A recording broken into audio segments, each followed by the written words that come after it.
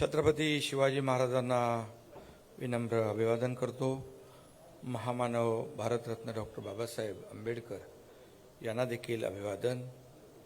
आणि आजच्या या नायगाव बीडीडी चाळ पुनर्विकास प्रकल्पातील डॉक्टर बाबासाहेब आंबेडकर संकुलातील 864 सदनिकांचा वितरण सोहळा या ठिकाणी संपन्न झाला आहे। या सोहळ्याला उपस्थित आपल्या राज्याचे लोकप्रिय मुख्यमंत्री आणि ज्यांनी अतिशय आताच महाराष्ट्रातल्या जनतेसाठी सर्वसमावेशक असं महाराष्ट्राच्या प्रगतीचं अर्थसंकल्प सादर केला आणि ते देवेंद्र फडणवीस साहेब, त्याचबरोबर आमच्या उपमुख्यमंत्री सुनेत्राताई पवार, सभापती राम शिंदे साहेब, अध्यक्ष विधानसभा, आता ते विधानसभा चालू आहे म्हणून गेलेत, राहुल नार्वेकरजी, उपसभापती नीलमताई गोरे,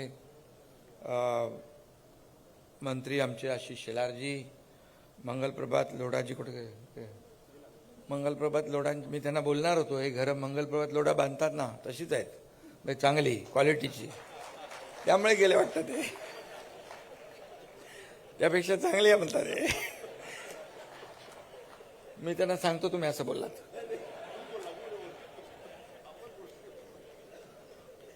माझे सहकारी राज्यमंत्री डॉक्टर पंकज भोयर, आपल्या नीलमताई गोरे, महापौर रितुताई तावडे, सदा सरवणकरजी, मनीषाताई कायंदे आणि ज्यांनी 9 वेळा निवडून येण्याचा विक्रम केलाय,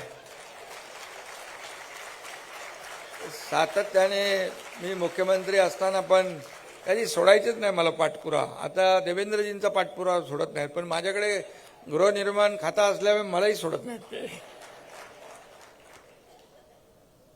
प्रामाणिक तळमळीचा आमदार आहे तो आणि आपल्या लोकांना उत्तम घरं मिळाली पाहिजे अशी भावना ठेवणारा आमदार आपला कालिदास कोळंबकरजी, चित्राताई वाघ, सर्व व्यासपीठावरील सन्मान्य मान्यवर असीम गुप्ता, संजीव जयस्वाल, बोरीकरजी आहेत आणि शंभरकर आहेत, राजू वाघमारे आहेत, सर्व LNTचे कॉन्ट्रॅक्टर आणि व्यासपीठावरील सर्व सन्माननीय मान्यवर आणि उपस्थित माझ्या आज घर घेणाऱ्या लाडक्या बहिणी आणि लाडके भाऊ, सगळ्यांचंच मनापासून अभिनंदन करतो। खरं म्हणजे आता बीडीडी चाळीत राहणारे आपले सगळे लोक टॉवरमध्ये राहणार आहेत आणि एक वेगळा आनंद आज त्यांच्या चेहऱ्यावर चाव्या घेताना पाहिला। कितीतरी वर्षाचं जे स्वप्न होतं ते आज त्याची स्वप्नपूर्ती होतीये। देवेंद्रजी मुख्यमंत्री असताना त्याचं सुरुवात केली आणि काम पुढे गेलं, मध्ये परत सरकार बदललं, दुसरं सरकार आलं, त्याच्यामध्ये थोडे स्पीड ब्रेकर आले, बरोबर ना जयस्वालजी?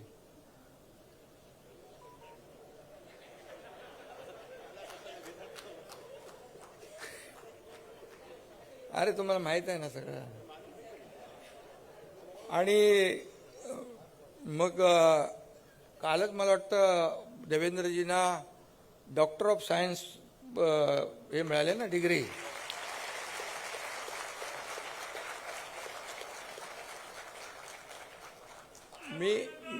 मी डॉक्टर नसलो तरी 2022ला आम्ही ऑपरेशन केलं आणि मी आणि देवेंद्रजी दोघंच होतो त्यावेळेस, आणि परत या योजनेला गती दिली। आणि मला आठवत आहे की मला वाटतं 30 जून 2022ला आपण सरकार महायुतीचं आणलं आणि 2च महिन्यात यांच्यासाठी आणखी काही पोलिसांसाठी वगैरे, आता ते बोलत नाही मी, पण मोठ्या सवलती आपण दिल्या आणि बीडीडीतल्या सर्व रहिवाशांसाठी अनेक निर्णय आपण त्या काळामध्ये घेतले। याचा आनंद आहे आणि समाधान देखील आम्हाला आहे, कारण हे सर्वसामान्यांचं सरकार आम्ही म्हणतो। जेव्हा सर्वसामान्य माणूस चांगल्या घरात जातो, चांगल्या घरात जाणार आहे, घर हे प्रत्येकाचं स्वप्न असतं आणि ती स्वप्नपूर्ती आज होतीये, हा आजचा दिवस तुमच्या आयुष्यातला सुवर्णाक्षराने लिहून ठेवण्यासारखा दिवस आहे। आणि म्हणून घर हे केवळ इमारत नाही तर ती एक स्वप्नपूर्ती आहे। मी म्हटलं मगाशी कुटुंबाच्या सुरक्षिततेचा, आत्मसन्मानाचा आणि सुख समृद्धीचा पाया आहे. आणि म्हणून बीडीडी चाळींना ऐतिहासिक वारसा आहे. मगाशी सांगितलं, या चाळींनी स्वातंत्र्याचा लढा अनुभवला आहे, गिरण्यांचा सुवर्ण काळ अनुभवलेला आहे. आणि त्याचबरोबर येथे कामगार चळवळी झाल्या, दलित पॅंथरच्या चळवळी झाल्या, घटना झाल्या. पिढ्यानपिढ्या येथे राहणाऱ्या या चाळींशी भावनिक आणि सामाजिक सांस्कृतिक ऋणानुबंध या चाळींशी जोडले गेलेले आहेत. अशा या चाळी आहेत. आणि 3-3, 4-4 पिढ्या इथं गेल्या. वर्षानुवर्ष 150, 160 फुटाच्या खोलीत आपण राहता. आणि किती अवघड असतं हे आम्ही अनुभवलेलं आहे छोट्या घरामध्ये राहून. आणि म्हणून आम्ही नेहमी भूमिका अशी घेतो, सर्वसामान्य माणसाला चांगले दिवस आले पाहिजे, त्याच्या आयुष्यात चांगल्या सुखसोयी मिळाल्या पाहिजेत, यासाठी सातत्याने महायुती सरकारची भूमिका असते. आणि म्हणून आज बीडीडी चाळीचा पुनर्विकास होईल, घरं चाव्या मिळतील, असं काही लोकांच्या तर चेहऱ्यावर इथं वाटत नव्हतं की बाबा एवढ्या लवकर आम्हाला मिळतील.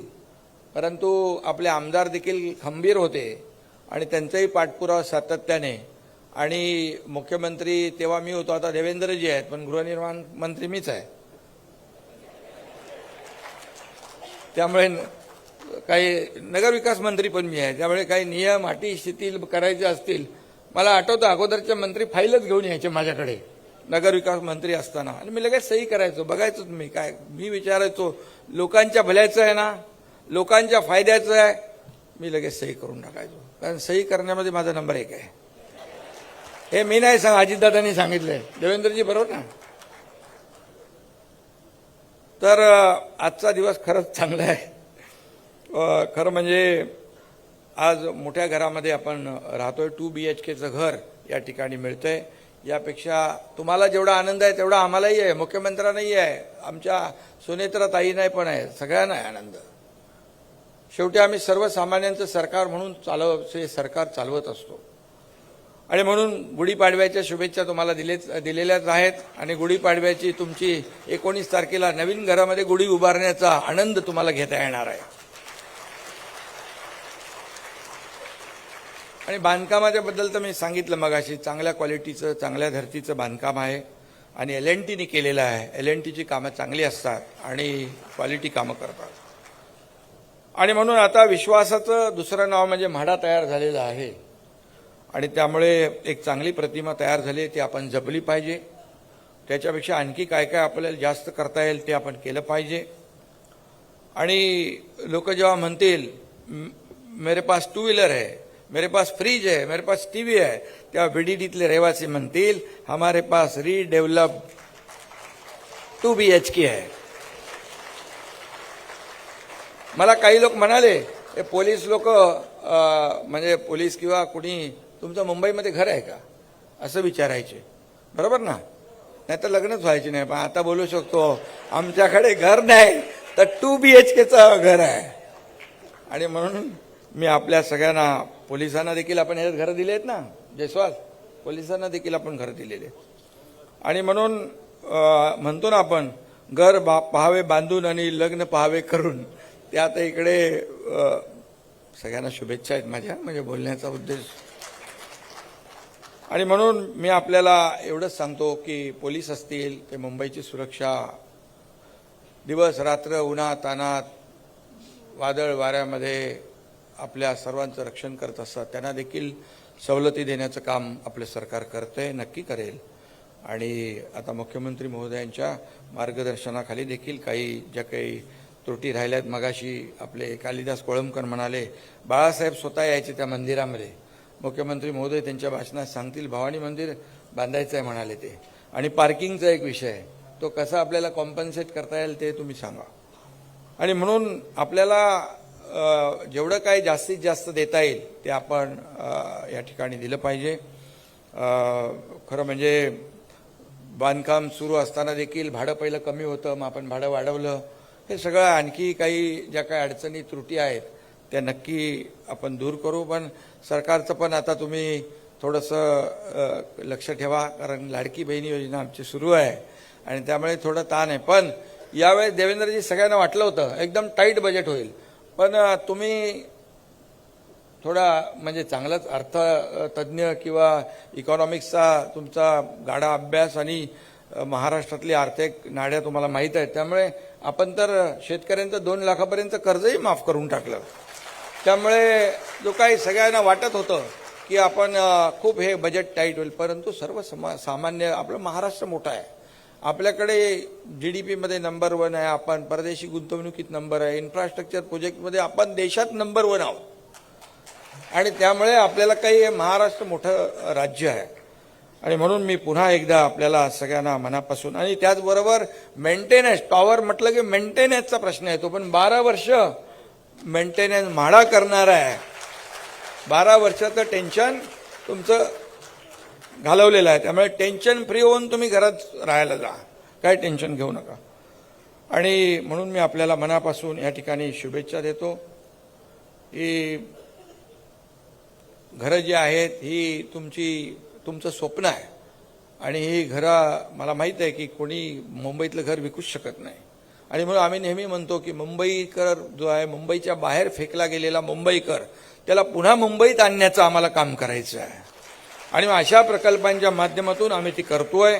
आणि म्हणूनच आता ते SRAचं आहे, रमाबाई आंबेडकर नगर, देवेंद्रजी आपलं काम सुरू आहे, ते 17,000 घरांचं. असे मुंबई देखील बाळासाहेबांची इच्छा होती 40 लाख लोकांना मोफत घरं देणं, मुंबई झोपडपट्टी मुक्त करणं. आणि म्हणून त्या दिशेने आम्ही काम करतोय. क्लस्टर योजना आहे, या इमारतींचं देखील क्लस्टर होईल, SRAचं देखील क्लस्टर होईल, आणि लाखो लोकांना मोठ्या प्रमाणात घरं मिळतील. आणि म्हणून आपण जी नवीन गृहनिर्माण पॉलिसी आणलेली आहे त्यामध्ये एक क्रांतिकारी निर्णय आपण घेतले. 70 लाख कोटींची इन्व्हेस्टमेंट आणि 30 लाखांपेक्षा जास्तीची घरं या ठिकाणी उभी राहतील, आणि ती घरं देखील पर्यावरणपूरक असतील. आणि म्हणूनच मुंबईचं जे काही मुंबईपण जे आहे ते आपल्याला टिकवायचं आहे, वाढवायचं आहे. यासाठी म्हाडा देखील मोठ्या प्रमाणावर त्यामध्ये भाग घेते आहे. म्हणून मी पुन्हा एकदा म्हाडाच्या सर्व अधिकाऱ्यांचं मनापासून अभिनंदन करतो. मनापासून आपल्या ज्यांना आज घरं मिळत आहेत त्यांना शुभेच्छा देतो. पुढची घरंही देखील आपल्याला जी उर्वरित आहेत ती मिळतील. आणि गुढीपाडव्याच्या पुन्हा एकदा मनापासून शुभेच्छा. धन्यवाद. जय हिंद, जय महाराष्ट्र. धन्यवाद शिंदे साहेब. अमंत्रमक्षरं नास्ति नास्ति मूलं न औषधम अयोग्य पुरुषो नास्ति योजकस्तत्र दुर्लभः. याचा अर्थ असं कोणतंही अक्षर नाही ज्यातून मंत्र निर्माण होऊ शकत नाही, अशी कोणतीही वनस्पती नाही ज्यातून औषधी गुण निर्माण